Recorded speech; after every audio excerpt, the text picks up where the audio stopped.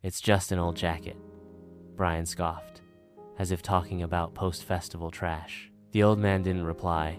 He simply ran his fingers over the faded silver insignia on his chest, a worn-out symbol no one remembered anymore. Then, from within the crowd, a general stepped forward. No questions, no hesitation. She raised her hand in a formal salute, military style, reserved only for true veterans. And suddenly, the entire memorial ceremony fell silent. That old jacket, that piece of faded fabric, it turned out to be the key to one of the most extraordinary veteran stories we've ever told. This is part of the Justice for Veterans journey. And if you think you understand honor, wait until you find out who he really is. Every Monday morning, he arrived on time. Samuel Walker. Old military jacket fraying at the shoulders, dusty leather shoes, holding a cup of black coffee. He sat in the same spot at Veterans Lane Cafe, third table from the window, where morning light pierced the frosted glass and lit the edge of the table. No one talked to him. No one asked. Pancakes, no butter, 2 strips of bacon. Same as always. The waitress jotted it down without looking up.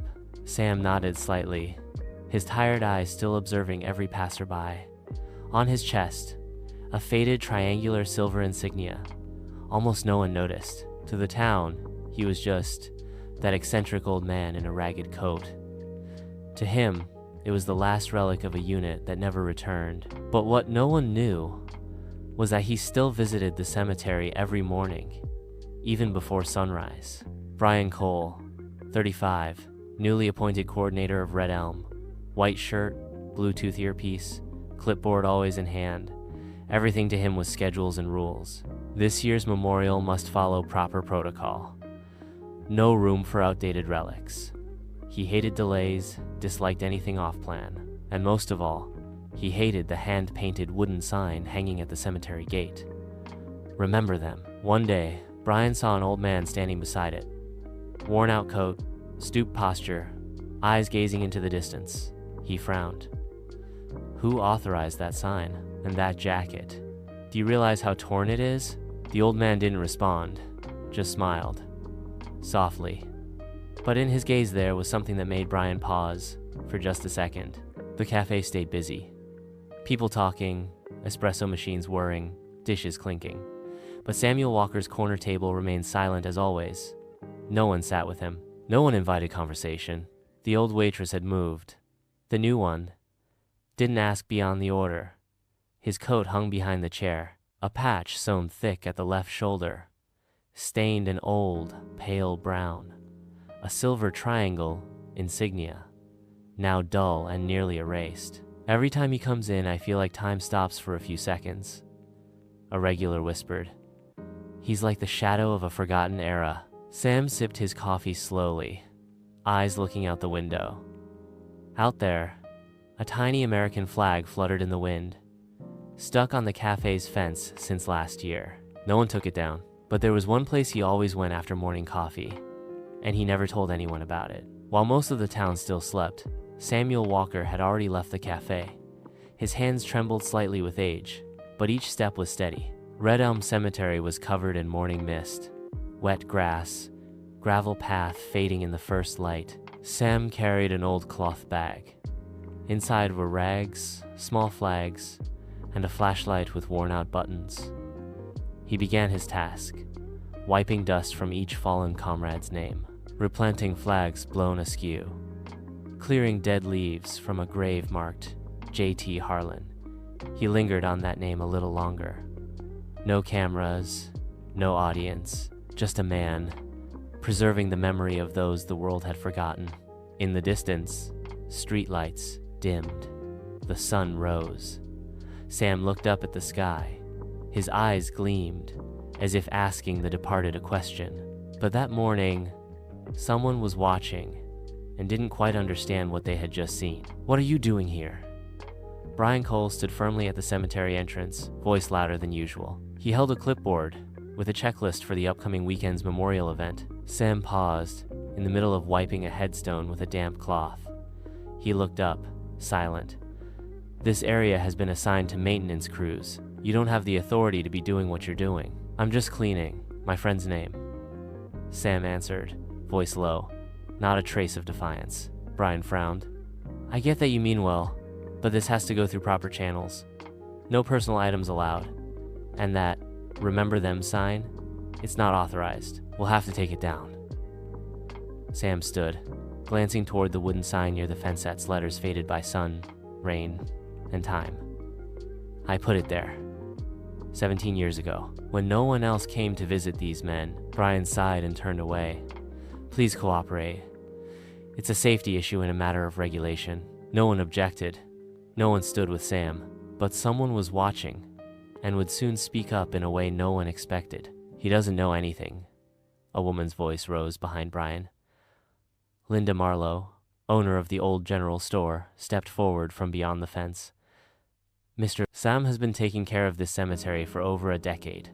No pay, no recognition, just because he said it was unfinished business. Brian turned, surprised. Frank Delaney, retired police officer, leaned on his cane nearby.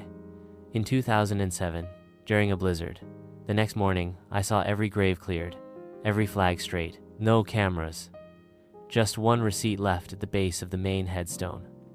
Signed, E. Walker, Night Crew. Linda nodded. Every holiday I saw him patch the torn flags. Rain or shine, he never missed a day. Brian fell silent. Wind brushed through the rows of headstones. The Remember Them sign still tilted gently by the entrance, as if waiting for acknowledgement. But the account that shook Brian the most came from a young woman with tear-streaked eyes. Stepping toward them, Diane Keller clutched a gray scarf to her chest. Her voice cracked, but every word carried weight. 3 years ago, my son was almost hit by a car near the cemetery. A man rushed out, pushed him to safety. He fell, broke his arm. She looked at Brian, choking up. When I ran over, he just said, "The boy's all right. That's enough," then walked away.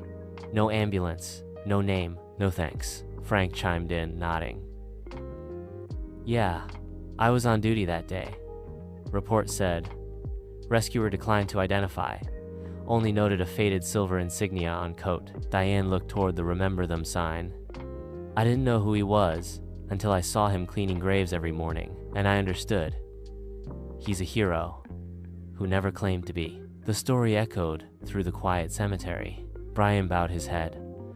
For the first time, not out of protocol, but because he realized he had overlooked something sacred. Last winter, Red Elm was buried in the biggest snowstorm in 2 decades. Power went out, roads froze, the town shut down. The cemetery was buried under nearly 3 feet of snow. Next morning, before the snowplows arrived, people saw something inexplicable. Every row of graves had been cleared. American flags stood firm against the wind, and atop the main headstone, a flashlight still flickered dimly. Brian looked at Sam's jacket, the left cuff worn thin from years of flashlight rubbing against it. But the memorial plans carried on, and the one person who truly understood the jacket's worth was on her way to Red Elm. Sunday morning, the Veterans Memorial commenced at Red Elm Central Park. Flags at half-mast, rows of chairs, townspeople in dark coats, quietly waiting. Brian Cole stepped up to the podium, holding a mic, eyes skimming his clipboard. On behalf of the town, we honor those who gave their lives. His tone was textbook, steady, but no one truly listened. Something was missing. From a distance, Samuel Walker appeared. Same faded coat, same slow gait, shoulder leaning against the wind. He stood behind the crowd, near an old oak tree, where the Remember Them sign had been quietly restored. No one noticed him, except one person. A black SUV pulled up at the park gates. The door opened. Polished military boots stepped onto the ground. General Margaret Rytha, most anticipated figure of the ceremony, had arrived. And, in seconds, everything would change. General Margaret Reed walked directly toward the stage. Decorated with over 24 medals, she was the keynote speaker of the day. All eyes followed her, cameras trained on the podium. But she stopped, not at the mic. She halted midfield, her gaze fixed on a man standing under the old oak, Samuel Walker. Wind rustled gently. The wooden Remember Them sign swayed. Murmurs rippled through the crowd.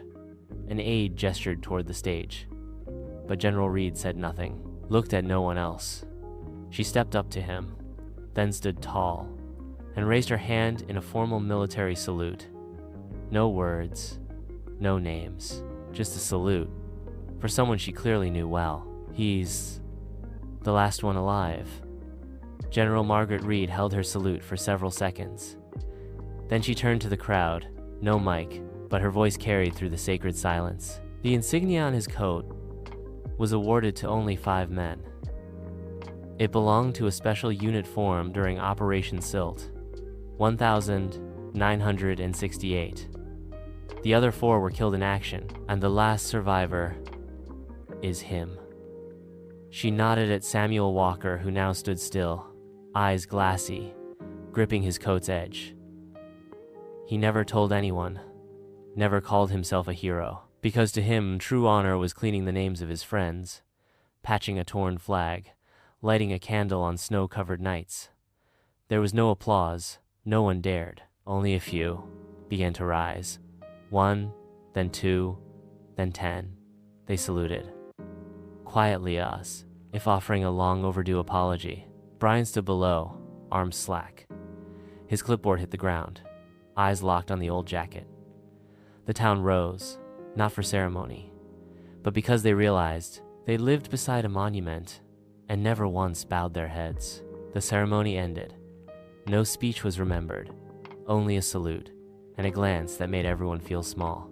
That afternoon, Brian Cole sat alone at Veterans Lane Cafe. No clipboard, just silence, watching sunlight fall across the third table, the usual seat, but empty. On the table lay the old jacket, neatly folded beside an unpaid check. Under the still warm coffee cup was a napkin with handwritten words. Some honors don't come with ceremony. Brian quietly picked up the bill. The name below, Samuel Walker. He turned to the waitress and asked, "Did he say he'd come back?" She shook her head. He just left the coat, and said, "If anyone needs to understand, they'll know what to do." And for the first time, Brian understood. Honor isn't in a speech. It's in how we choose to remember and live differently from that moment on. Not everyone knows when to stand up at the right moment. Not everyone understands that some gave their youth, their health, their souls so we could forget them in peace. Samuel Walker didn't ask for honor, didn't want headlines, didn't seek recognition. All he needed was a wooden sign, a properly placed flag, and a salute given at the right moment by the right person. But if we stay silent, who will tell stories like his? Justice for veterans exists, so no one like Mr. Sam is ever forgotten. So those who once carried rifles don't have to fight again for dignity. If you've ever seen someone like Samuel Walker, don't wait until they're gone to salute them. Speak up, share their story, and comment, "I stand with them." The image Fatisan American flag in the afternoon sun, an empty chair beneath the oak tree. The wooden sign, "Remember them," still stands.